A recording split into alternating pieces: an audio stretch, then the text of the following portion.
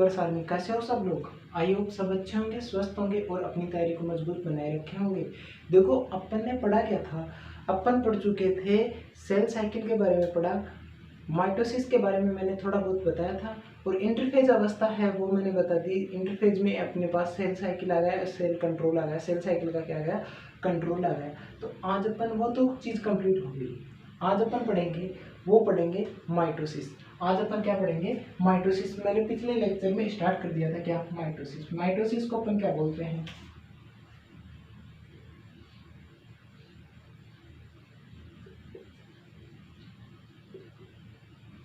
आज अपन क्या पढ़ेंगे, माइटोसिस। माइटोसिस को अपन बोलते हैं समसूत्री कोशिका विभाजन। क्या बोलते हैं, समसूत्री कोशिका विभाजन। एक बार मैं फिर से दोबारा समझा देता हूँ, समसूत्री विभाजन या समसूत्री कोशिका विभाजन बोलते हैं किसको, माइटोसिस को। एक बार मैं फिर से बता देता हूँ कि मैंने आपको क्या बताया था। जो माइटोसिस होती है, होती किस में है, मैंने आपको ये बताया था, वो होती है अपने पास में सोमेटिक सेल। अब एक कमेंट आया था अपने पास में, कमेंट ये था कि आप हिंदी में पढ़ाने की कोशिश करो, तो मैं आपको हिंदी वर्ड तो बता रहा हूँ लेकिन इंग्लिश में भी लिख देता हूँ, क्योंकि अपने पास में जो पेपर आएगा वो बाइलिंगुअल आएगा। और जो अपना जो एनटीए है संस्था है वो मानेंगे किसको, इंग्लिश लैंग्वेज को सही मानेगी। अगर हिंदी लैंग्वेज में गलत होता है ना तो वो किसको सही मानेगी, इंग्लिश लैंग्वेज को सही मानेगी। इसलिए मैं इंग्लिश टर्म यूज़ करता हूँ ताकि आपके भी हैबिट में आ जाए। माइटोसिस है, माइटोसिस होता किस में है, कायिक कोशिकाओं में। किन में होता है, कायिक कोशिका में। फिर अगर बात करें अपन कायिक कोशिका या सोमेटिक सेल में, इसके साथ ही किन में होता है, अगुणित कोशिका। किसमें, अगुणित कोशिका में भी होता है। अगुणित कोशिका के बारे में मैंने आपको थोड़ा बहुत बताया था, ठीक है।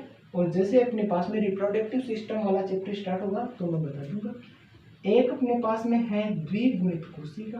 द्विगुणित कोशिका में भी क्या होगा, द्विगुणित कोशिका में भी क्या होगा, वो होगा अपने पास में समसूत्री कोशिका विभाजन होगा। इन दोनों में भी इन दोनों में आराम से हो सकता है। देखो विभाजन के बारे में हालांकि मैंने आपको ये बता दिया था, फिर से बता रहा हूँ, क्योंकि इसमें क्या रहेगी, गुणसूत्रों की जो संख्या रहेगी ना, गुणसूत्रों की जो संख्या रहेगी किसमें, कोशिका में, गुणसूत्रों की संख्या वो क्या रहेगी, सेम रहेगी, समान रहेगी। इसके बारे में मैंने आपको समझा भी दिया था। जैसे अगर अगुणित कोशिका है ना, अगुणित कोशिका है और वो विभाजन करेगी तो कैसे विभाजन करेगी, समसूत्री कोशिका विभाजन में वो क्या बनेगी, एन ही बनेगी, एन ही बनेगी। और जो अपने पास में समसूत्री कोशिका विभाजन यहाँ पे हुआ, दो कोशिका बन गई, और जो ये तीनों कोशिका है ना, इनका 100% गुणसूत्र क्या रहेगा, समान रहेगा, गुणसूत्र क्या रहेगा, सेम रहेगा। और इसी को अपन क्या बोलते हैं, यानी अगर बोलें तो ये जो फर्स्ट कोशिका, अगर नंबरिंग दूं मैं आपको समझाने के लिए, और ये थर्ड कोशिका, तो ये कौन सी, एक कोशिका, दो कोशिका और तीन कोशिका, तीनों क्या है, आपस में क्या है, क्लोन है। क्या है, आपस में क्लोन्स है। क्लोन क्या होता है, सेम टू सेम, हूबहू उसकी क्या होती है, कॉपी होती है, वो क्या बोलते हैं, अपन उनको क्लोन बोलते हैं। तो ये क्या है, क्लोन हो गई। ऐसे ही अगर अपन बात करें तो 2n की बात करें, ये क्या है, द्विगुणित कोशिका, और द्विगुणित कोशिका में भी समसूत्री विभाजन होगा तो वो क्या बनेगी, 2n, और इसमें भी गुणसूत्र क्या रहेगा, समान रहेगा। इतना मैंने आपको बता दिया था पिछली क्लास में, और इसमें न्यूमेरिकल भी सोल्व करवा दिया था। हाँ, एक टोटल सेल निकालेंगे ना समसूत्री कोशिका विभाजन में, क्या निकालेंगे, टोटल सेल, यानी कुल कोशिका, कुल कोशिका निकालने के लिए जो फॉर्मूला अपन ने लिया था, और इस पे फर्स्ट क्लास में अपन ने न्यूमेरिकल देख लिए थे, वो आपको फॉर्मूला याद होगा, 2 की पावर n, और जहाँ पे n क्या था, समसूत्री जो सेल डिवीजन है, समसूत्री कोशिका जो विभाजन है ना, समसूत्री कोशिका विभाजन या सेल डिवीजन की संख्या दर्शा रहा है कौन, n। इतना आपको समझ में आ गया होगा। स्क्रीनशॉट लेना चाहो तो ले लेना, और बाकी मैंने पिछली जो क्लास में है उस क्लास में आपको इतना सब कुछ समझा चुका हूं मैं।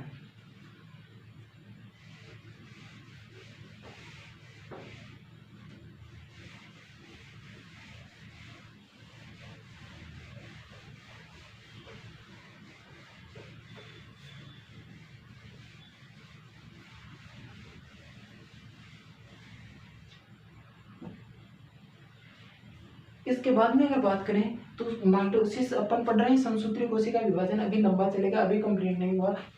एक मेरे पास में केस याद आ गया मेरे को, किसका, समसूत्री कोशिका विभाजन करवाते करवाते कुछ इस टाइप का ही है। स्पेशल केस यहाँ से नीट में क्वेश्चन बनते हैं अपने, और वो स्पेशल केस क्या है वो याद आ गया तो मैं बता देता हूँ। एक मिनट, मार्कर चलने में थोड़ी सी प्रॉब्लम हो जाती है। ये क्या है, स्पेशल केस है, किसका, कोशिका विभाजन का स्पेशल केस है। कौन सा है, एकल कोशिका विभाजन, इसमें वो अपन हिंदी में बोलते हैं एकल कोशिका विभाजन, और इंग्लिश में बोलते हैं अरिथमेटिक सेल डिवीजन।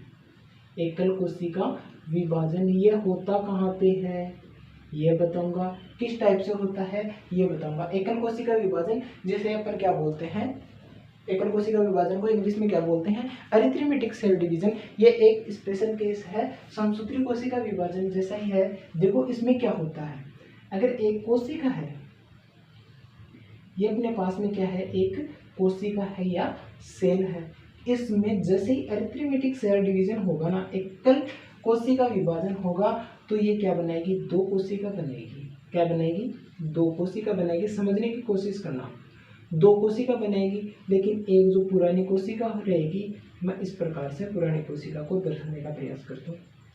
ये क्या है, पुरानी कोशिका। ये ध्यान रखना, जो मैंने पुरानी कोशिका इस टाइप से बनाई है ना, ये जो मैंने पुरानी कोशिका बनाई है, ये क्या नहीं करेगी, विभाजन नहीं करेगी। आगे क्या नहीं करेगी, विभाजन नहीं करेगी, मतलब विभाजन नहीं करेगी। फिर ये जो सेकंड सेल है, इसमें विभाजन होगा, और वहाँ पे भी स्पेशल केस है, एकल कोशिका विभाजन होगा, और इसमें कितनी कोशिकाएं बन जाएगी, नहीं, अगर टोटल कोशिका की बात करूँ तो टोटल कोशिका कितनी बन जाएगी, एक तो ये वाली जो कि ऊपर से आ रही है डायरेक्ट, तो ये डायरेक्ट आएगी। फिर एक दो कोशिका बनाएगी, दो कोशिका बनेगी, तो ये कोशिका क्या नहीं करेगी, विभाजन नहीं करेगी। ये कोशिका क्या नहीं करेगी, विभाजन नहीं करेगी। इसके साथ ही अपने पास में ऊपर से आ रही है ये कोशिका, तो ये कोशिका भी विभाजन नहीं करेगी। बची कौन सी, ये कोशिका। फिर आगे चल के ये कोशिका विभाजन करेगी, तो यहाँ से कितनी आ जाएगी, ये दो तो आ जाएगी, यहाँ से दो कोशिका तो आ जाएगी जो विभाजन नहीं करेगी, प्लस एक इससे बन जाएगी, मतलब तीन कोशिका हो जाएगी जो विभाजन नहीं करेगी, और एक कोशिका जो विभाजन करेगी। ये केस इस टाइप से चलता रहता है। तो अगर अपन इसे फॉर्मूला विकसित करें, या अगर क्वेश्चन आ गया कि अगर एक कोशिका है वो कितनी बार 35 बार यानी 35 बार अगर क्या कर रही है, कोशिका विभाजन कर रही है, क्या कर रही है, कोशिका विभाजन यानी सेल डिवीजन कर रही है, कितनी बार, वो नहीं, टोटल कोशिका कितनी बनेगी, 36 कोशिका बनेगी। क्यों, क्योंकि फॉर्मूला अगर बात करें टोटल सेल की, इसमें यानी कुल कोशिका की टोटल सेल की बात करें ना, तो वो क्या होगा, n-1। फॉर्मूला क्या होगा, n-1, जहां पे विभाजन की संख्या है क्या, n क्या है, विभाजन की संख्या, कोशिका विभाजन की संख्या। तो अगर विभाजन कितने हो रहे हैं, विभाजन अगर 40 हो रहे हैं, तो कोशिका, नई कोशिका कितनी बनेगी, 41, और 41 नई कोशिका बन रही है, तो विभाजन कितने हो रहे हैं, 40। अगर इसी से अगर क्वेश्चन बनाए तो 35 अगर मान लो विभाजन हो रहे हैं, 35 कितने, ये 35 नई कोशिका बन रही है, तो विभाजन कितने होंगे, 35 - 1, तो कितने आ जाएंगे, 34 आंसर आ जाएंगे। विभाजन कितने होंगे, 34। ये आप, मैं आई होप समझ में आया होगा आपको, मेरे हिसाब से समझ में आ गया होगा, क्योंकि मैंने इसको बहुत ही विस्तार से बताने की कोशिश की और बहुत सिंपल लैंग्वेज में बताने की कोशिश की है, और यहाँ से परफेक्ट की क्वेश्चन बनता है, हर एग्जाम में क्वेश्चन बनने का चांस यहाँ से ज़्यादा होते हैं।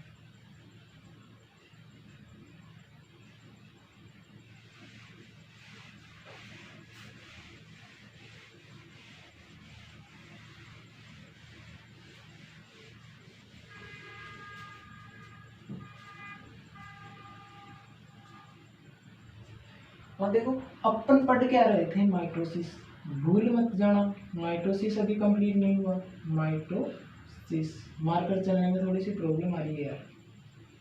ये क्या है, माइटोसिस। माइटोसिस को समसूत्री कोशिका विभाजन बोल रहे हैं, बहुत बार बता दिया मैंने आपको, याद हो गया होगा इतनी बार में। तो माइटोसिस पढ़ रहे हैं अपन, तो माइटोसिस देखो, माइटोसिस का अध्ययन किसमें किया जाता है। अगर ये क्वेश्चन भी बना हुआ है और मेरे याद आ गया तो मैं आपको बता देता हूँ। अध्ययन सबसे अच्छा अध्ययन किया जाता है किसमें, ओनियन रूट में। ओनियन रूट टिप यानी प्याज, प्याज की मूल शीर्ष में किया जाता है, प्याज की मूल शीर्ष में इसका क्या किया जाता है, अध्ययन। किसका, माइटोसिस का अध्ययन किसमें किया जाता है, ओनियन रूट टिप्स में किया जाता है। किसका, माइटोसिस का अध्ययन। इतना समझ में आ गया होगा, क्योंकि ये सीधा सिंपल क्वेश्चन बनता है, यहाँ से लॉजिक लगाने की आपको कोई जरूरत नहीं है। सीधा क्वेश्चन बनता है कि माइटोसिस किस माइटोसिस का अध्ययन किसमें किया जाता है, तो आपको ध्यान रखना वो किया जाता है ओनियन रूट टिप्स में। किसमें किया जाता है, ओनियन रूट टिप्स में किया जाता है।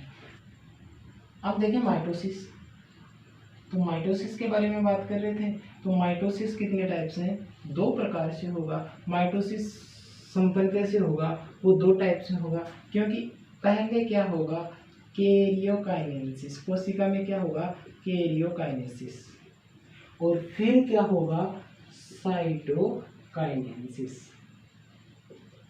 पहले क्या होगा, माइटोसिस अगर कोई कोशिका कर रही है, यानी समसूत्री कोशिका विभाजन दर्शा रही है कोई कोशिका, तो उसमें क्या होगा, पहले कैरियोकाइनेसिस, फिर उसका क्या होगा, साइटोकाइनेसिस। कैरियोकाइनेसिस का मतलब होता है केंद्रक का विभाजन। कैरियोकाइनेसिस को सीधा भी आ जाता है ये क्वेश्चन, तो कैरियोकाइनेसिस को अपन क्या बोलते हैं, केंद्रक विभाजन बोलते हैं, और साइटोकाइनेसिस को अपन क्या बोलते हैं, कोशिका द्रव्य विभाजन। कोशिका द्रव्य विभाजन। अब देखो कैरियोकाइनेसिस क्या होता है, साइटोकाइनेसिस क्या होता है, इसके बारे में समझो हूं। तो अगर एक कोई कोशिका है, मान लो ये क्या है, अपने पास में कोई कोशिका है, सेल है, इसमें ये क्या है, केंद्रक है, ये क्या है, केंद्रक है, जिसे एन से न्यूक्लियस, एन का मतलब न्यूक्लियस से रिप्रेजेंट कर रहे हैं, और ये क्या है, कोशिका द्रव्य है, यानी साइटो, ठीक है, साइटोप्लाज्म है। कौन सा, ये जो बाहर का द्रव्य दिखाई दे रहा है व्हाइट व्हाइट, वो क्या है, साइटो या कोशिका द्रव्य है, साइटोप्लाज्म बोल देते हैं। तो कैरियोकाइनेसिस में क्या होगा, ये कोशिका है ना, इस केंद्रक का क्या हो जाएगा, विभाजन हो जाएगा, और दो केंद्रक बन जाएंगे, एन और एन। किसमें बनेंगे, वो बनेंगे कैरियोकाइनेसिस में, यानी केंद्रक विभाजन में। मैं आपको पूरी प्रक्रिया समझा रहा हूँ कि कोशिका विभाजन करती कैसे है, क्योंकि इंटरफेस तो मैंने बता दिया आपको, फिर एम फेज बता रहा हूँ। तो अब देखो ये क्या हुआ, साइटोकाइनेसिस में क्या हुआ, ये तो हो गया क्या, केंद्रक का तो विभाजन हो गया, लेकिन साइटो का विभाजन नहीं हुआ। या अगर अपन इसको इस प्रकार से समझे तो अच्छा समझ में आएगा। कैसे, अगर इसको कुछ इस प्रकार से समझे, क्योंकि ये साइटो भी क्या करना चाहता है, विभाजन करना चाहता है, और इसमें क्या, केंद्र का तो विभाजन हो गया, फिर अपने पास में आती है, वो आती है साइटोकाइनेसिस, और साइटोकाइनेसिस में क्या हो जाता है, नई दो कोशिका का निर्माण हो जाता है, क्योंकि इसका विभाजन हो जाता है, किसका, साइटो का, यानी साइटोप्लाज्म कोशिका द्रव्य का विभाजन हो जाता है, और दो नई क्या बन जाती है, सेल बन जाती है, या कोशिका बन जाती है। कुछ इस प्रकार से अपने पास में क्या होता है, कोशिका विभाजन होता है। अब देखें, शायद इतना तो आपको समझ में आ गया होगा। ये तो नॉर्मली बताया था मैंने आपको समझाने के लिए, बाकी समझ में तो इससे आएगा जो मैंने आपको नीचे बताया। कोशिका द्रव्य विभाजन के बारे में बताया मैंने आपको, केंद्रक विभाजन के बारे में बताया। तो कैरियोकाइनेसिस अपन पढ़े, अपन कैरियोकाइनेसिस को अपन क्या बोलते हैं, वो बोलते हैं केंद्रक विभाजन। क्या बोलते, केंद्रक भी किस प्रकार से, चार टाइप से या चार अवस्थाओं में विभाजित होता है। केंद्रक भी कितनी अवस्था में, चार अवस्था में विभाजित होता है, और उन अवस्था को अपन बोलते हैं, अगर ट्रिक से याद करना चाहो ना, ट्रिक से याद करना चाहो ना, तो ट्रिक से याद कर लेना, क्या, पीएम एट दिल्ली। चार उप अवस्था है, दिल्ली तो वाक्य को पूरा करने के लिए बनाया है मैंने, सही है ना, दिल्ली, पीएम एट दिल्ली, तो दिल्ली को आप हटा देना, कुछ भी जोड़ लेना है यहाँ पे, क्योंकि अपनी जो संसद है वो कहाँ पे है, दिल्ली है, और अपने पीएम कौन है, श्रीमान नरेंद्र मोदी है। तो उसी से मैंने ये वाक्य बनाने का थोड़ा प्रयास किया है। ये कि ट्री क्या होती है आपको डायरेक्ट याद होगा तो बहुत अच्छा होगा। तो पीएम एट दिल्ली, देखो फर्स्ट जो स्टेप है, मैं एक बार इसको साफ करके लिख देता हूँ वापस से।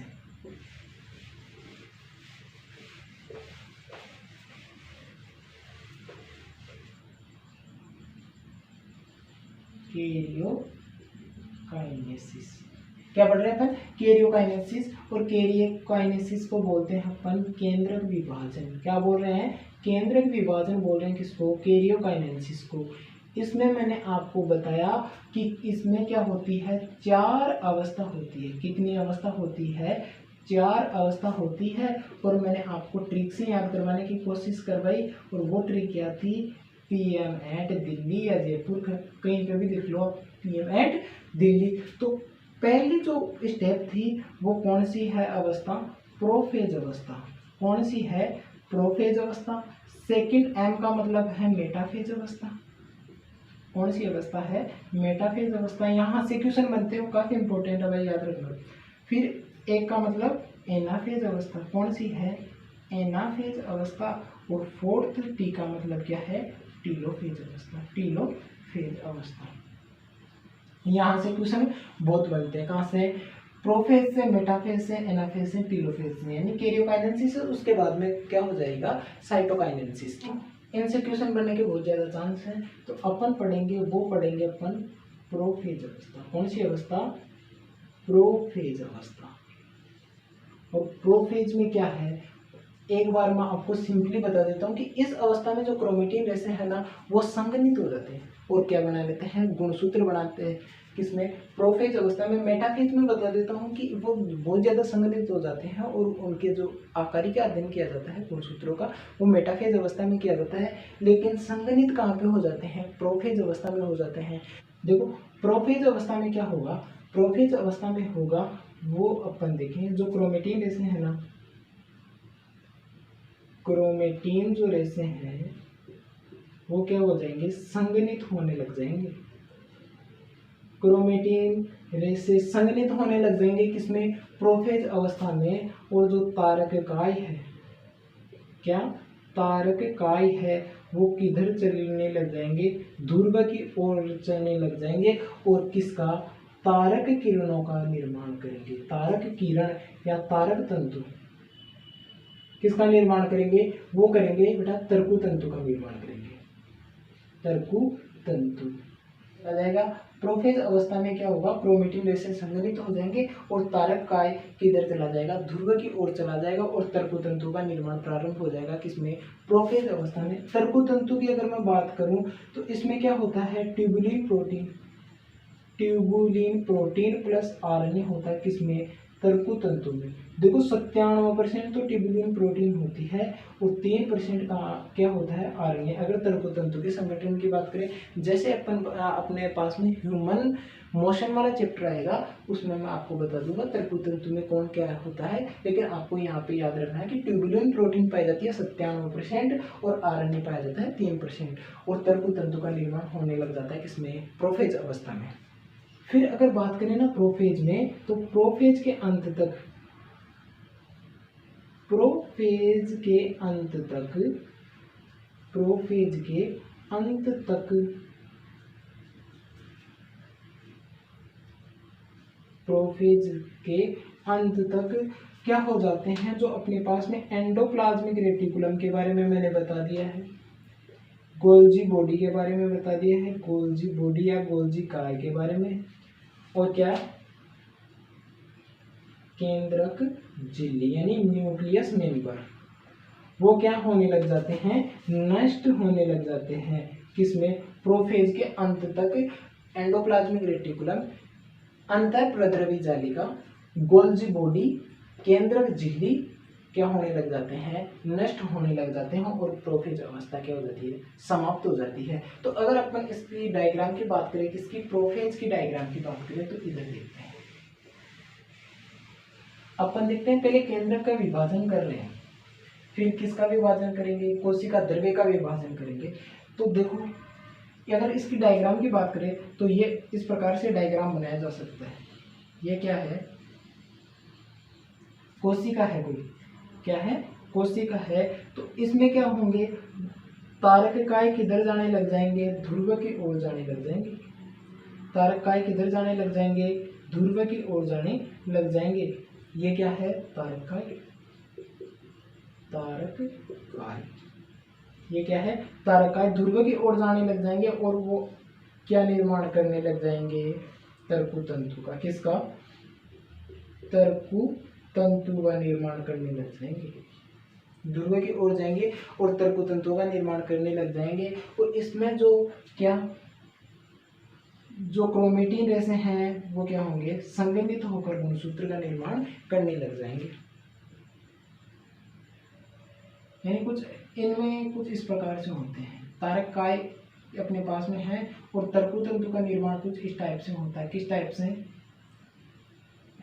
एक मिनट, सूर्य क्लास डिस्टर्ब हुई बीच में, तो मैं बता रहा हूँ आपको। ये क्या है, तारककाय है। तारककाय ध्रुव की ओर चले जाते हैं और उसके बाद में क्या होंगे अपने पास में, ये क्या बन जाएगी, तारक तंतु। तारक तंतु का क्या होने लग जाएगा, निर्माण होने लग जाएगा। किन का निर्माण होने लग जाएगा, तारक तंतु। तारककाय किधर चले जाएंगे, ध्रुव की ओर चले जाएंगे और यहाँ पे क्या बनेंगे, तरकु तंतु बनेंगे।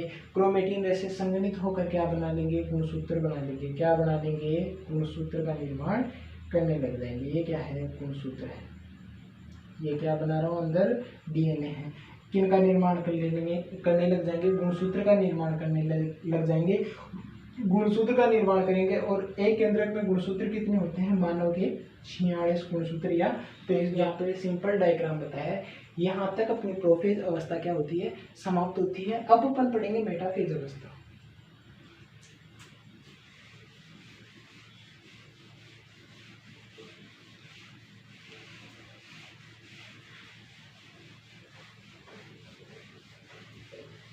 बढ़ रहे थे कैरियोकाइनेसिस। कैरियोकाइनेसिस के बारे में मैंने बताया, साइटोकाइनेसिस के बारे में मैंने बताया। कैरियोकाइनेसिस में 4 अवस्थाएं होती है। कौन सी होती है, प्रोफेज होती है, मेटाफेज होती है, एनाफेज होती है और टेलोफेज होती है। प्रोफेज के बारे में मैंने क्या बताया कि क्रोमेटिन जो रेशे हैं वो संघनित होकर क्या बनाते हैं, गुणसूत्र बनाते हैं। किसमें, प्रोफेज अवस्था में। फिर क्या होते हैं, जो तारककाय है किधर जाने लग जाते हैं, ध्रुव की ओर जाने लग जाते हैं और तारक तंतु का निर्माण करते हैं। तारक तंतु में 97% ट्यूबुलिन प्रोटीन होती है, 3% क्या होता है, आरएनए होता है। मैंने इतना बताया, इसके बारे में सिंपल डायग्राम बताया और ये बताया कि प्रोफेज के अंत तक एंडोप्लाज्मिक रेटिकुलम, गोल्जी बॉडी और केंद्रक झिल्ली क्या हो जाते हैं, लुप्त होने लग जाते हैं या लुप्त हो जाते हैं। अब अपन पढ़ेंगे सेकेंड, और सेकेंड वो क्या है, मेटाफेज। कौन सी अवस्था पढ़ेंगे अपन, मेटाफेज।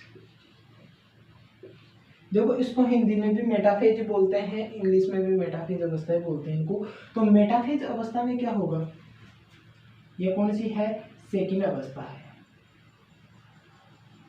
सेकंड अवस्था कौन सी अपने पास में, मेटाफेज अवस्था है। तो मेटाफेज अवस्था में क्या होगा, पहले यह ध्यान रखना, प्रोफेज के लास्ट में क्या हो रहा था, प्रोफेज के लास्ट में क्या हो रहा था, केंद्रक झिल्ली लुप्त हो रही थी। तो केंद्रक झिल्ली जैसे ही पूरी लुप्त हो जाएगी, यानी पूर्ण नष्ट हो जाएगी या पूर्ण विलुप्त हो जाएगी, पूर्ण नष्ट हो जाएगी या लुप्त हो जाएगी, तो क्या होगा, मेटाफेज का प्रारंभ हो जाएगा। कहाँ पे, केंद्रक में। जैसे केंद्रक झिल्ली पूर्ण नष्ट हुई और पूर्ण नष्ट होते ही किसका प्रारंभ हो जाएगा, मेटाफेज अवस्था का प्रारंभ हो जाएगा। क्योंकि यहां से भी क्वेश्चन बनता है कि मेटाफेज अवस्था है ना, मेटाफेज अवस्था में गुणसूत्र क्या हो जाते हैं, सर्वाधिक संघनित होते हैं। संघनित तो कहाँ पे होने लग जाते हैं, क्रोमेटिन रेशे हैं प्रोफेज अवस्था में, लेकिन गुणसूत्र सर्वाधिक संघनित कहाँ पे होंगे, वो होंगे मेटाफेज अवस्था में। सर्वाधिक संघनित कहाँ पे होने लग जाएंगे, मेटाफेज अवस्था में संघनित होने लग जाएंगे। तो वहाँ पे गुणसूत्र का क्या होगा, आकारिका का अध्ययन किया जाता है। तो मेटाफेज में, एक मिनट, मेटाफेज अवस्था में गुणसूत्र सर्वाधिक सर्वाधिक संघनित होते हैं। इस कारण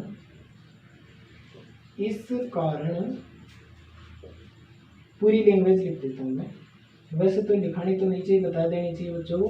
तो मेटाफेज में क्या होता है कि मेटाफेज अवस्था में गुणसूत्र सर्वाधिक संघनित होते हैं, इस कारण मेटाफेज में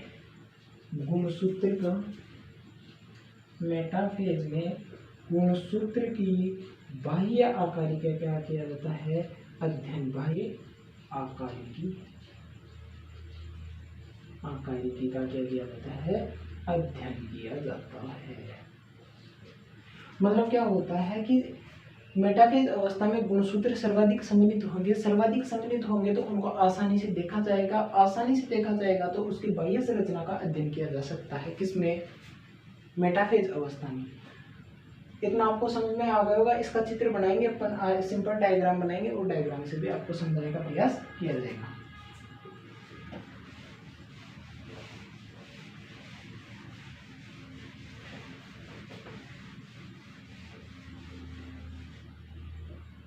अब देखो, जैसे ही कोशिका में क्या हुआ, केंद्रक झिल्ली लुप्त हुई और केंद्रक झिल्ली लुप्त होते मेटाफेज अवस्था स्टार्ट हो गई। कौन सी अवस्था में लुप्त होना प्रारंभ हो रही थी? वो हो रही थी प्रोफेज अवस्था में, और मेटाफेज अवस्था में पूर्ण लुप्त हो गई क्या? केंद्रक झिल्ली। तो मेटाफेज अवस्था स्टार्ट हो गई। मेटाफेज अवस्था में गुणसूत्र सर्वाधिक संघनित हो गए। तो सर्वाधिक संघनित हो गए तो क्या हुआ? उनमें उनका आकारिकी का अध्ययन आसानी से किया जा सका। किसमें? मेटाफेज अवस्था में। तो एक अपने पास में मेटाफेज पट्टी भी बनती है इस अवस्था में। इस अवस्था में गुणसूत्र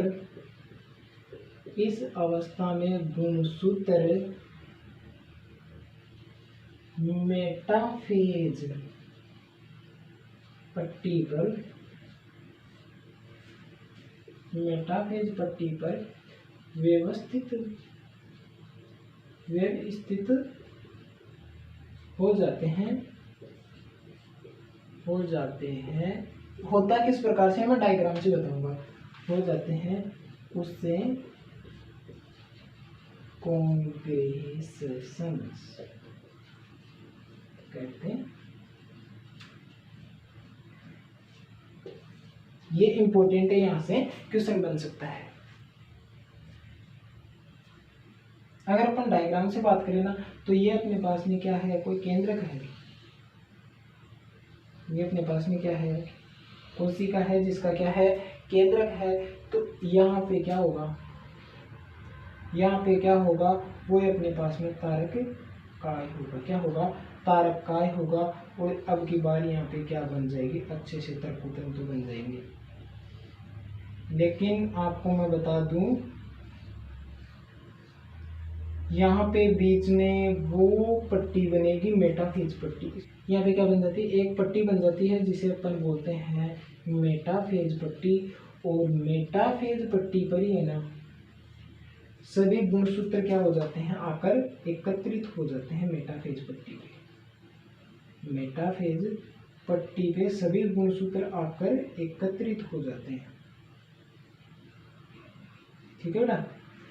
ये क्या है? मेटाफेज पट्टी। और यहाँ पर क्या किया जाता है? गुणसूत्रों का अध्ययन किया जाता है और ये पट्टी पर व्यवस्थित हो जाते हैं। उसे क्या बोलते हैं? कॉन्ग्रेसेशन बोलते हैं। क्या बोलते हैं? कॉन्ग्रेसेशन बोलते हैं। और ये क्या है? अपने पास में तारक काय। क्या है? तारक काय है। और ये जो छोटी छोटी मैं किरणें बता रहा हूँ, ये क्या है? तारक किरणें हैं। क्या है? तारक किरणें हैं। एक बात और बता देता हूँ मैं आपको, एनिमल में तो तारक काय यूज होता है विभाजन के लिए, लेकिन पादपों में तारक काय विभाजन के लिए यूज नहीं होता। तो उनकी एक अलग प्रोसेस होती है। इतना आपको समझ में। आज के लिए इतना ही। आज क्लास में यही एंड करते हैं। इस क्लास को आप ज़्यादा से ज़्यादा अपने दोस्तों के पास शेयर कीजिए और अपने रिश्तेदारों के साथ शेयर कीजिए, दोस्तों के साथ शेयर कीजिए और अपना सपोर्ट यूँ ही बनाए रखिए, ताकि मैं भी उत्साहित होता रहूँ और टाइम टू टाइम क्लासें अपलोड होती रहे अपनी। मिलते हैं नेक्स्ट क्लास में। तब तक के लिए जय हिंद, जय भारत।